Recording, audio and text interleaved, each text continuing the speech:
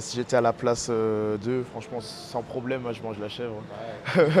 C'est sûr, on se dit, bon, elle est mignonne et tout, mais je la mange. Donc, c'est Jordan Zebo pour la Grinta. Là, je vais commenter les vidéos.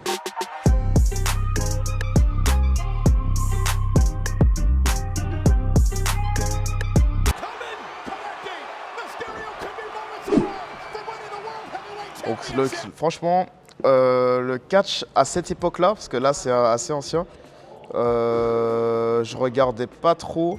Il y a une petite période, genre une année où j'en regardais un peu plus. Mais voilà, je trouve c'est fun. Je trouve c'est fun, ils savent comment faire le show en fait. Et d'ailleurs, je me suis inspiré d'eux un peu dans mon combat, j'ai fait un peu le signe de John Cena. Donc vraiment ça, c'est kiffant. Je vais pas rester à regarder un truc en entier, une soirée catch ou quoi. Mais j'aime bien faire des petites situations un peu comme ça. Mais moi, je pense que je le referai. Et est-ce que tu as un catcheur préféré? Catcheur préféré non, pas particulièrement préféré. Après, je pense comme beaucoup, John Cena, c'est un peu une référence. Il y a Batista. Et ouais, John Cena et Batista, c'est ces deux-là surtout. Ouais. Jose Aldo Jr. Caught and relaxed and smiling. Oh! He slapped him! There! Conor McGregor is the new UFC! Donc là, directement, avant de voir McGregor, je sais déjà de quel combat il s'agit. Donc voilà, ça a marqué l'histoire. Je crois que c'était 13 ou 14 secondes, il place le crochet gauche. Donc ouais, ça a marqué tout le monde ça. Le clean shot comme on dit. On va lui couper la tête et on va la vider et on va la manger. Nous, la chèvre, on va la tuer dans tous les cas. S'il y en a qui veulent la manger, ils la mangent. S'il y en a qui veulent pas la manger, ils la mangent pas. On force personne à manger. Je pense que j'en mangerai pas parce que... Bon, moi franchement, si j'étais à la place, donc là c'est dans Koh Lanta. Si j'étais à la place d'eux, franchement, sans problème, moi, je mange la chèvre. C'est sûr, on se dit, bon, elle est mignonne et tout, mais je la mange. Toi, t'aimerais faire Koh Lanta? J'y ai pensé, mais après, en tant que sportif de haut niveau, je sais qu'on perd pas que du gras là-bas. On perd aussi beaucoup en tout, en force, en muscles. Et c'est tellement dur de progresser en perf. Franchement, si je vais là-bas, je vais perdre des années de souffrance que j'ai passées. C'est juste ça. Mais vraiment, j'aime tout ce qui est survie et tout. Mais fin de retraite. Ouais, Ah, facile, tu ouais. pourrais Je l'ai mettre fait. ta candidature? Ouais. Ah oui, j'aime trop. Dis-moi, toi, t'es plus Pékin Express ou plus Koh Lanta? Plus Koh Lanta. Vraiment, plus ça se rapproche de la survie. Il y a aussi une autre émission qui s'appelle Man vs Wild. Ça, franchement, il invitait des personnalités à un moment. Ça, je l'aurais fait. Ah ouais? Vraiment, ouais, je l'aurais fait. Et Ouais. t'as l'esprit de survie un peu ou pas? Ouais, C'est vraiment. En plus, j'étais en Martinique, même si jamais je me suis retrouvé dans des situations pareilles. Mais tellement j'étais fan, je testais certains trucs et tout. Vraiment, le camping, allumer le feu. Allumer le feu, tu le fais? Ouais, bien sûr. Ouais. Et la pêche, tout ça. Du coup, tu penses que tu peux survivre 7 jours sur une île déserte? Ouais, 7 jours, ouais. Tu penses que tu peux le faire? Parce qu'il y a un youtubeur là, il l'a fait. Il a survécu Ouais. pendant 7 jours là-bas. Il a galéré. Ok. Il a galéré. Ouais, c'est sûr, je vais galérer aussi, c'est sûr. On est habitué à. Voilà, on fait certes une séance de fou, mais après on rentre, on mange, il y a Netflix. Ah non, c'est mais pas pareil, c'est vraiment, je kifferais, ouais, une bonne expérience. Première fois que je dis ça, t'avales surtout pas.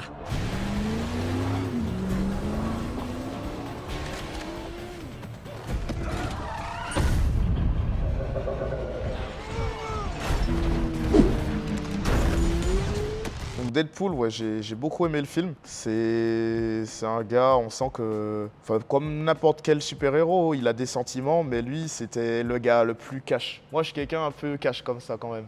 C'est un peu fun, il y a l'envie de bien faire, mais il y a le côté un peu... il est vraiment cash. Il n'y a pas moyen de faire plus que lui. Et toi, les scènes de Deadpool, elles sont assez gore. Ouais, c'est assez gore. Ça te dérange pas? Non, franchement, moi, ça me dérange pas. En vrai, sérieusement, s'il n'y avait pas la loi, genre facile, j'aurais été le style de gars un peu comme ça.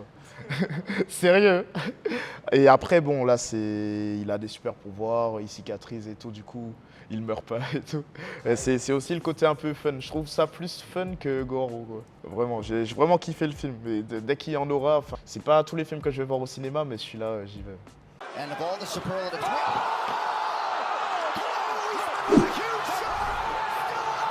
Donc là, pour le coup, il a réussi à le mettre KO.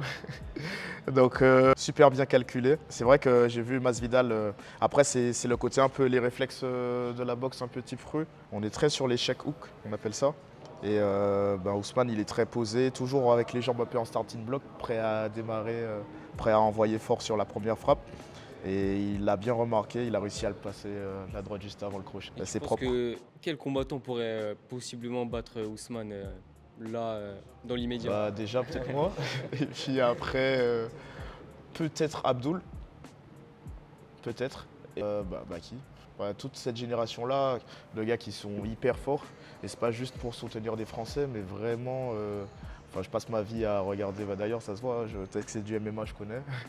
Et je passe ma vie devant les réseaux, devant des vidéos, des podcasts.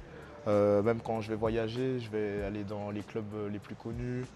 Ouais, j'analyse tout ça et je vois vraiment qu'on a de quoi ici, là. C'est top. Et du coup, ça veut dire que si Ousmane il vient à la MMA Factory, il ne ressort pas vivant. Je pense qu'il va faire des sparring très durs et il aura peur de se blesser. Vraiment, ouais. Et toi, dans les combattants qu'il y a à l'heure actuelle ou même avant, il y en a un qui t'a vraiment inspiré ou tu t'inspires un peu de tout le monde? Je m'inspire vraiment un peu de tout le monde. J'ai souvent eu cette question-là et en fait, je prends le meilleur de partout. Et puis je suis quelqu'un avec aussi un tempérament assez changeant. Enfin, je suis pas quelqu'un voilà, d'instable, mais je sais que ce qui fonctionne dans le combat, c'est, comme Bruce Lee disait, être sans forme. Et c'est-à-dire aussi, il y a beaucoup de gens, ils aiment dire ouais, ça c'est mon style, ça c'est mon style.